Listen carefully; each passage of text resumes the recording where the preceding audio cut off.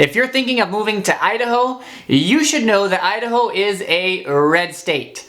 According to the World Population Review, Idaho is the 5th most Republican state in the United States. In the last election, 64% of Idahoans voted for Donald Trump, and only 33% voted for Joe Biden. And with that in mind, you can see why the majority of Idahoans are not big fans of our new president. So what I want to do in this video is talk about 5 specific ways in which Joe Biden's policies contradict the more conservative principles that the majority of Idahoans believe in. Number 1, Biden supports impeaching a private citizen, but Idaho does not. As the president, Joe Biden could have urged the Senate to stop the impeachment and the trial, but he never did. And on January 25th, in an interview on CNN, he said that Donald Trump's impeachment has to happen. Idaho, though, has been against the impeachment and the trial. Both of Idaho's senators, Mike Crapo and Jim Risch, voted against impeachment. And here's what Senator Risch said at the conclusion of the trial. The purpose of the constitutional authority of impeachment is to remove the president from office. The person Democrats attempted to impeach was no longer in office. The United States Senate has no jurisdiction over a private citizen, and thus impeachment was and is impossible. Number 2, our new president not only is pro-choice, but he champions abortion. Now, to understand Joe Biden's position, all you have to do is look at the Democratic platform. But if we look at his nominee for the Secretary of Health and Human Services, I think we can get some insight into his personal view on the issue of abortion. Biden has nominated Javier Becerra for Secretary of Health and Human Services. Now, this individual has no experience in the area of health and human services.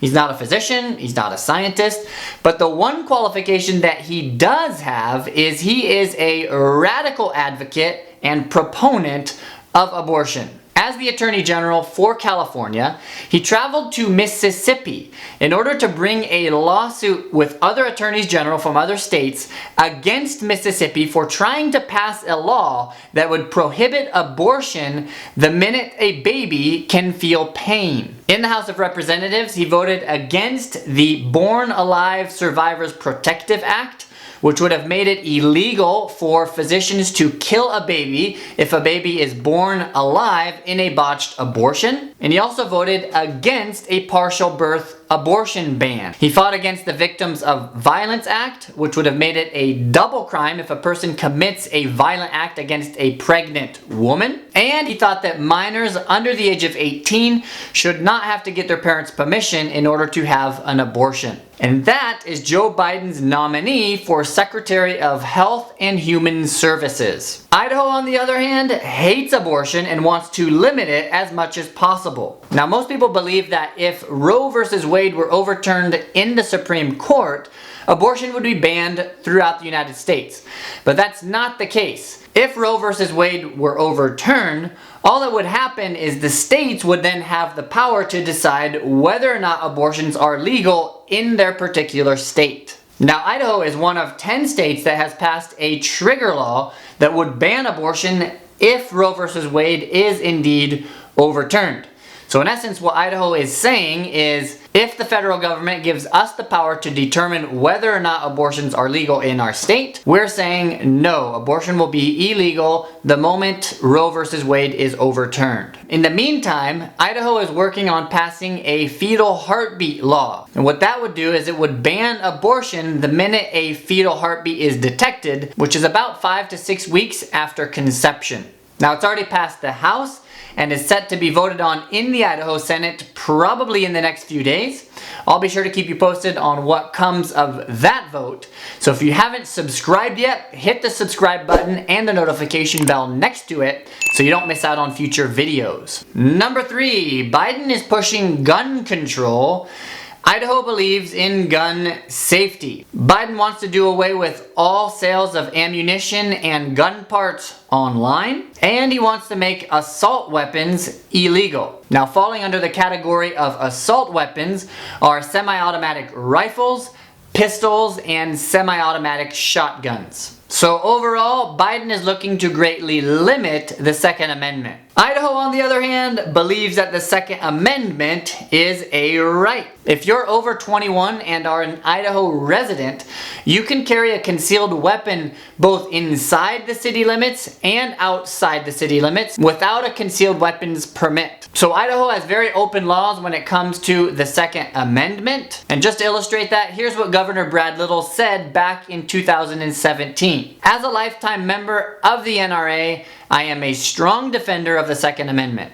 The Second Amendment in Idaho is a sacred trust guaranteed by our Constitution, a fundamental and irrevocable right. Not only are guns vital to our way of life, they are important to our economy. And just to illustrate that at the local level, over the past several weeks, the Meridian Police Department has been giving away free gun lock to residents. And I think this stems from the belief that it's the improper use of a weapon that is dangerous, not the weapon itself.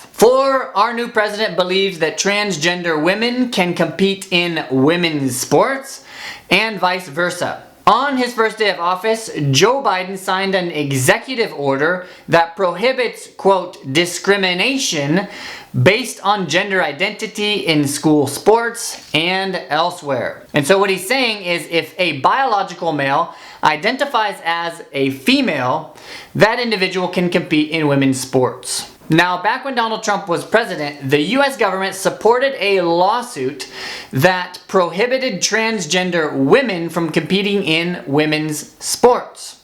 Just today, the Biden administration withdrew their support for that lawsuit. Idaho, on the other hand, believes that biological females should compete in women's sports and biological males should compete in men's sports. Back in March of 2020, Governor Little signed Bill HB 500 into law. Now that law was contested, so it went through the courts, and on August 17th of 2020, a U.S. District Court suspended the implementation of that law while the litigation is continuing. And number 5, Joe Biden says that we will be wearing masks until next year. Now Biden says that we will have enough vaccines to inoculate 300 million people by the end of this summer. But he says that we'll still be wearing masks for another year. And his wife, Jill Biden, said in a recent video that even if you're out walking your dogs with nobody around, you should still be wearing your mask.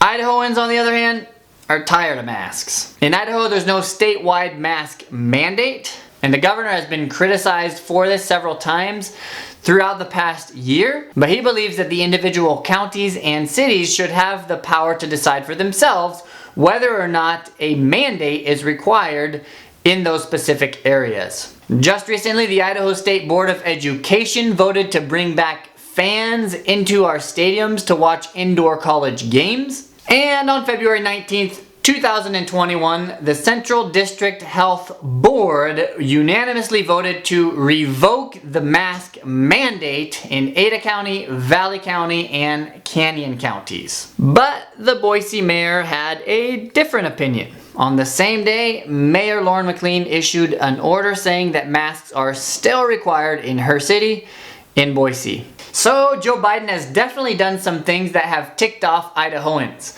But what do you think? Do you think Joe Biden has been a good president so far? You think he's taking us in the right direction? And let me know down in the comments below. I'd love to hear your thoughts on our new president. If you haven't seen my latest video on what the best schools in Boise are, check out this video right here.